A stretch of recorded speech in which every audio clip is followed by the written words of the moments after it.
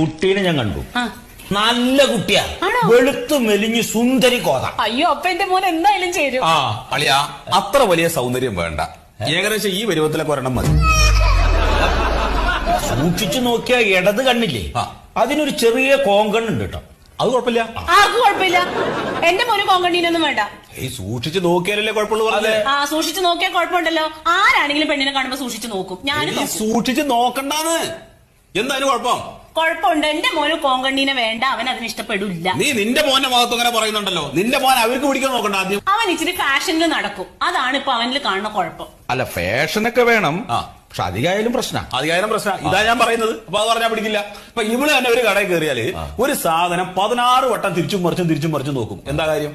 ഉറ്റിക്കാരില്ലേ, ആവശ്യമുള്ള സാധനം പോവാതെ വാങ്ങിക്കുക, അതിന് വെച്ചു കൊടുത്തിട്ട് പോരും. അതല്ലേ ചെയ്യേണ്ടത്.